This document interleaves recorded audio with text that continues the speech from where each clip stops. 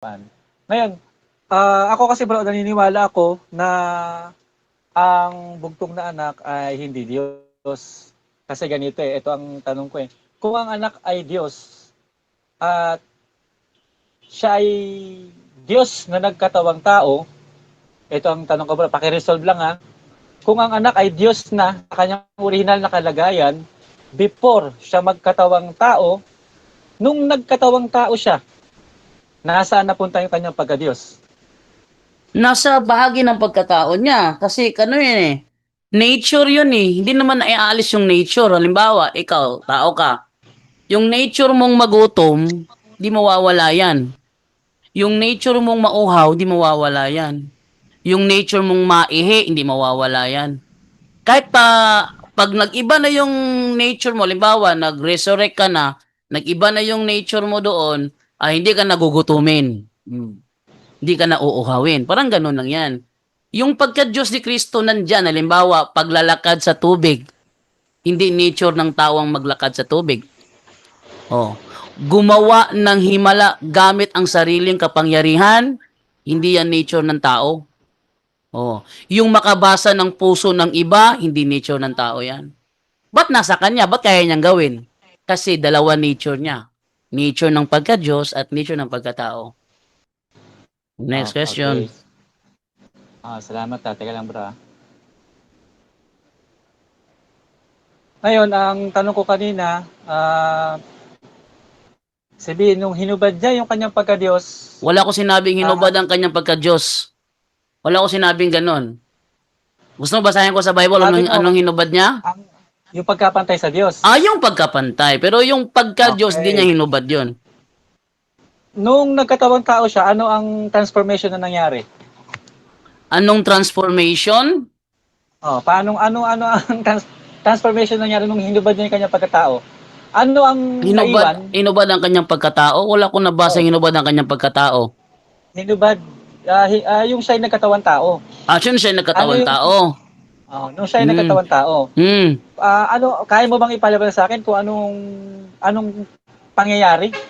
Paano nangyari na siya hinubad niya? Wala, hindi, ah? Hindi ko mag-get yung tanong mo eh. Hindi ko mag-get yung tanong bro. Ano yung essence ng tanong mo? Di ang tanong ko bro, nung siya ay nagkatawang tao, tao na siya. Nasaan ngayon yung kanyang pagka-Diyos?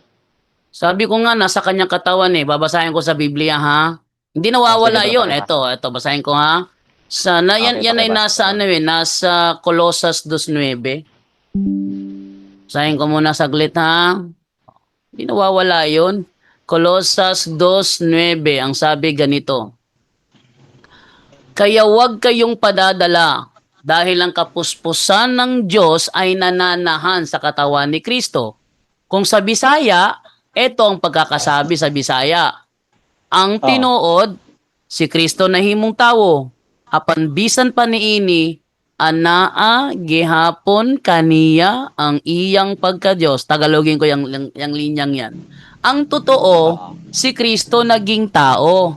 Pero ganun pa man, nasa kanya pa rin ang kanyang pagka-Diyos. Yun. Anong translation, anong version yung ginamit mo na Biblia, brother? Colossus 2:9. Ah, ang Anong ang version ng Biblia yan? ang salita ng Diyos sa Tagalog, ang pulong sa Diyos sa Bisaya. Okay. Sige. So, ang ibig sabihin sa madaling salita taga bro, nung nagkatawang tao ang anak, ay hindi pa rin nawala sa kanya yung pagiging Diyos. Hindi nawala sa kanya. Kaya nga siya nakalakad sa tubig. Kaya nga siya nagkakagawa ng himala gamit ang kanyang sariling kapangyarihan. Kaya nga niya nabuhay na maguli ang kanyang sariling katawan. Kaya nga niya kayang basahin ang puso ng ibang tao kasi ang nature niya sa pagka-Diyos niya nasa kanya, hindi nawala. Okay. May nakalimutan ko yung versikulo kasi hindi ko na nakasasabi sa Biblia, walang makakagawa ng ganitong mga bagay maliban sumasa kanya ang Diyos. yung malibang sumasa kanya ang Diyos, ito ba mismo yung Diyos anak Ah, yung na nasa katawan ng anak? kailangan mailabas mo yung talata niya, baka kasi ibang tao tinutukoy niyan eh. Kaibang tao. Kung si Hindi, Kristo si Kristo naman, yun, kung bro. si Kristo naman tinutukoy doon, sumasa kanya ang Diyos, ibig sabihin yung ama niya. Ayan sa ano eh, sa 1:1, nang pasimula siya ang verbo at ang verbo ay sumasa Diyos. O di ba? O Oo. sumasa Diyos. Ibig sabihin, kasama siya ng ama. 17:5 ng Juan, kasama niya ang ama bago palikain ng mundo. O next question bro. Ito, hindi pala, malila yung ano ko. Ito tayo eksaktong salin, no? Sumagot si Juan at sinabi, John chapter 3 verse 27. Sumagot si Juan at sinabi, hindi makakatanggap ng anuman ang isang tao malibang ito ipinagalob sa kanya mula sa langit. Ano So, yan? ibig sabihin, kung, John 3:27? oo, John 3:27? Sino ang oo. tinutukoy dito, bro? Si At Kristo. ating Kasi, ating ano to, conversation to bro ni Nicodemo at saka ni Kristo eh. Tingnan mo baba. okay, okay na. Nakuha ko na. Sige. Oo. Yun. Kasi, agree ka ba o tututol na kaya nagagawa ni Kristo ang mga bagay na yon dahil sumasa kanya ang Diyos? Mukhang Yung mga paglakad sa mukha tubig. yatang hindi siya. Tingnan ko lang, basahin muna natin yung talata ha. Sa Oo. John at isimulan sa John 3:23. Nagbabautismo rin si Juan sa Enon, malapit sa Salim, dahil maraming tubig doon. Pumupunta sa kanya ang mga tao upang magpabautismo. Hindi pa nakakulong noon si Juan. Ngayon, nagkaroon ng pagtatalo ang ilang tagasunod ni Juan at ang isang Hudiyo tungkol sa bautismo. Tagasunod ni Juan at ang isang Hudiyo tungkol sa bautismo. Yan. Kaya pumunta sila kay Juan at sinabi, Guro, ang kasama nyo sa kabila ng ilog ng Hordan ay ipinakikilala nyo sa mga tao ay nagbabautismo na rin. So, kinakausap Ayun. si John the Baptist at ang ang tutukoy niya yung isa, nagbabautismo na rin.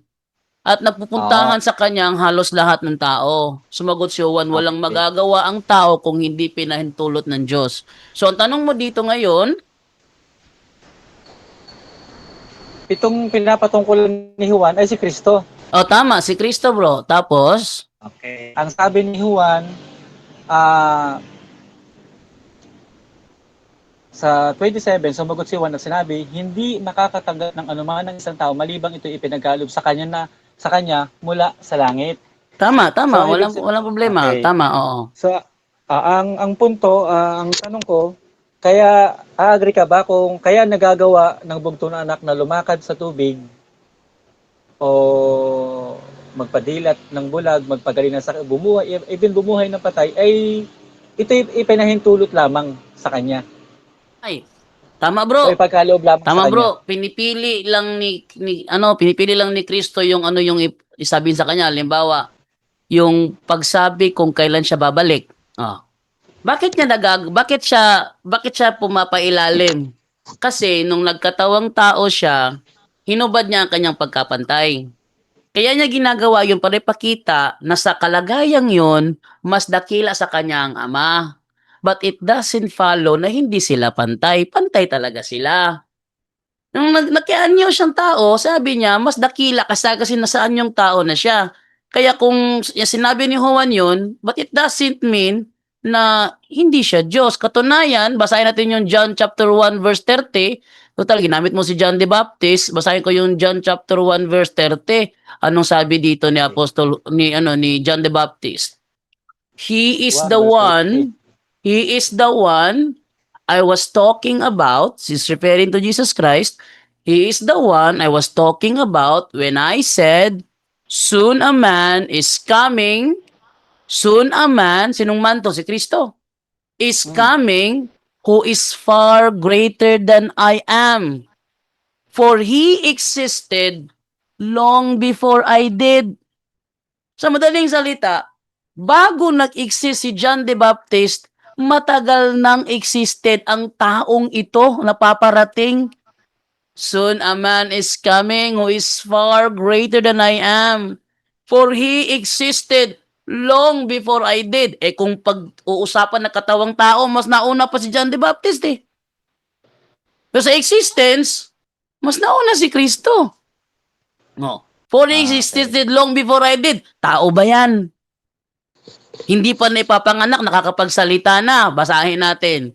Hindi pa siya naipapanganak, nakakapagsalita na siya eh.